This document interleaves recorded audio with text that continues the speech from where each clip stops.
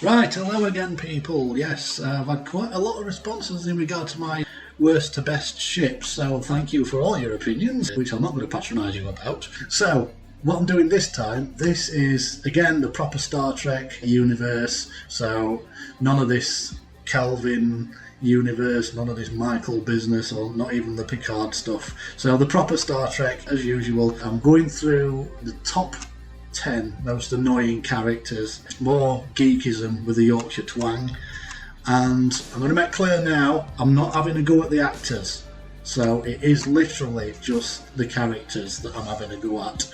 So let's go. Alyssa Ogawa. Might surprise some people. When she's a doctor, in those few opportunities she gets to be a doctor, she's great. But in the other sort of situations, when she's Nurse Ogawa, she's just all kind of giddy and irritating. So yeah, I wouldn't want to have a conversation with someone like that. No. Kes. Kes was good. At the evil, when the evil characters came in, when she was sort of taken over, etc. She obviously does have powerful telepathy even, and what can I say about it? It's, I think in some ways they could have gone further with the character. She was too much of it sort of empathy and kindness, but in the same token, I can kind of understand why they didn't make her more badass, but bring in someone else badass in to replace her. So basically, Kes wouldn't be too spoilt. So yeah, a bit too nicey in regards to the actress. I do wish her all the best, and I hope things work out for her. Eight. Captain Janeway. Right, I like many Voyager episodes. I don't like it as much as the others. I'd say Voyager's probably least favourite out of the proper Star Trek stuff. What it is, it's when, especially in some of the two-parters, she's like a dog with a bone, and it's just like, yeah, she's anything that she wants, she'll get, and she'll go to any means whatsoever to get it. Yeah, you can argue the toss that she's out on her own in the other side of the galaxy, but basically anybody who crosses her would actually sort of like trying to talk some sense into it, or to at least sort of remind her of what Starfleet is supposed to be. Then she'll just relieve them of duty, stick them in the brig. So it's that aspect about Janeway that I don't like. It's not that I don't like Janeway herself. So the Equinox episode is literally where she becomes this person that's just like the other captain, the evil captain, and then at the end she just says, "Oh, he's a Starfleet officer, he might have forgotten it for a while." And yeah, they're thinking, well, yeah, I think you forgot it for a while as well, actually, lass. So, Julian Bashir. Yeah, might be a bit surprising. It's great how the character matures, because when he first comes in, yeah, it's great how they do that. He's kind of this young, wet behind the ears, come from a super duper posh education, into frontier medicine, thinks he's going to be a hero. It does mature from that pretty quickly, and if he wants to put his foot down, he will put his foot down at the right times. So yeah, that's the great thing about Bashir.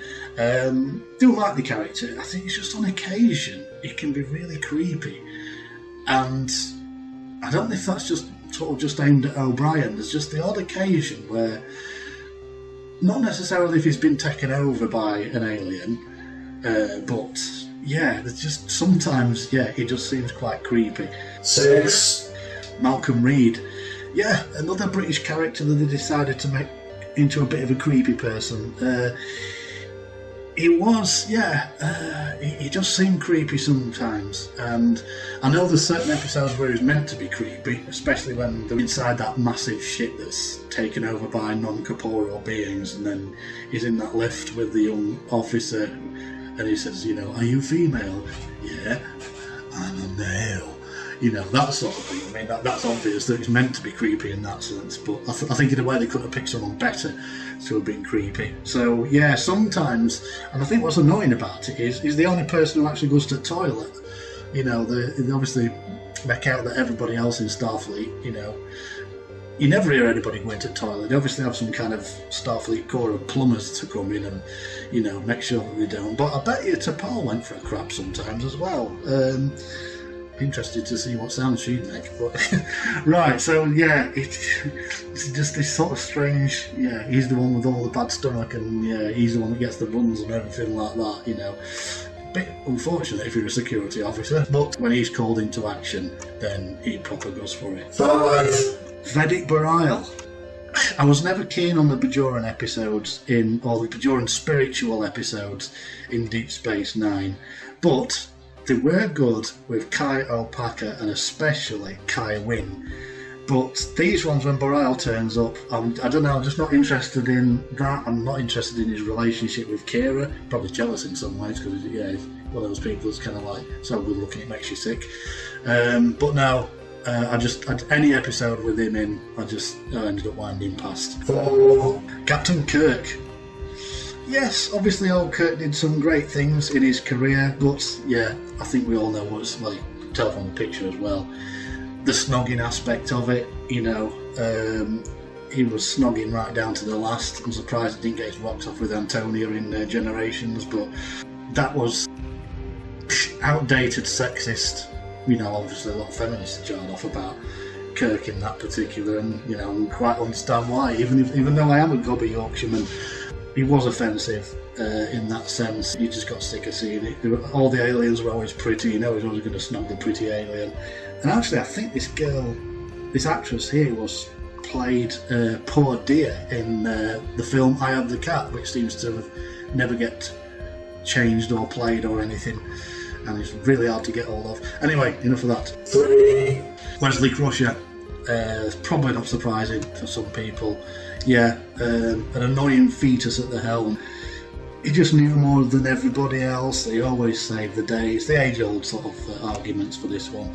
But he got better towards the end. I think when he actually got his ensign situation, he wasn't so much like that. Obviously doing his job type of thing, but yeah, maybe too much focus on him. He returned once more in season 5 to save the day, and then yeah, appeared in season 7 really pissed off and became a sort of a multi-dimensional know-it-all. 2. Neelix. Yeah, good friendly character in some ways, but I just didn't like the way, and I think other people have said this as well, he kind of belittled and controlled Kes. So it were a bit dodgy that, and I think even though Kes, in one of the episodes where she became an angry person, sort of, she more or less shut him down and said, "This is just typical of you, Neelix. You won't let me have my own friends." And also, yeah, in a twisted episode of Voyager, which I really love, you suddenly discover that jealousy exists in the Delta Quadrant, and Commander Chakotay has to set it right. Neelix has never been jealous before. You know, that's obviously a bit more of a script thing than a character thing, but just too annoying. Honourable mention. Caco. Yeah, I didn't like Caco, just too whiny. She was great as a school teacher, and then obviously she closed that and then she started whining again. Yeah, just every time, just moaning. Always had something to moan about, so yeah, so shut your Caco all.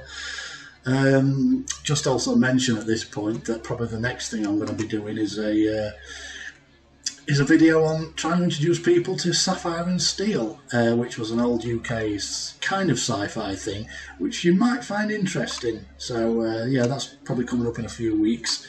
1. Loaxana Troi. Now, I don't give a toss what this gobby cow's been through, and I've said it once before and I'll say it again. It's not about the actor, the actress,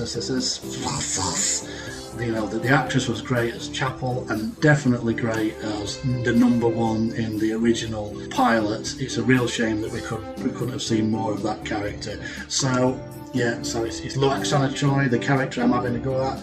She's a bully. She's just this gobby cow. I mean, I know it's supposed to be humorous, but Q is funny when he turns up and annoys people every sort of season, etc. She's just annoying. She were annoying on Deep Space Nine as well. Oh, look, Odo, I'm only ordinary, really. Oh, what a shame.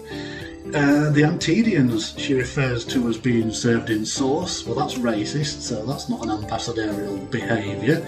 That obviously then says that all Beta Z is a racist planet.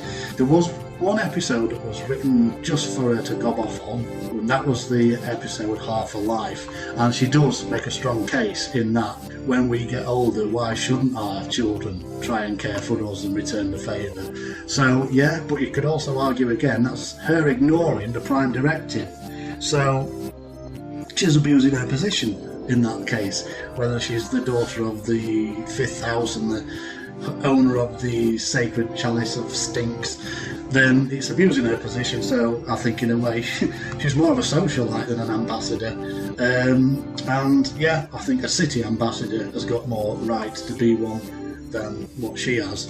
In fact, she's like one of those people that gobs off at a party and then eventually you find her sitting in the backyard crying because no one's paying attention to her. So yeah, I don't like her very much. So yeah, hope you've enjoyed that, and hope you appreciate my candour. Do feel free to leave comments. And until next time, live long and take care of your eyebrows.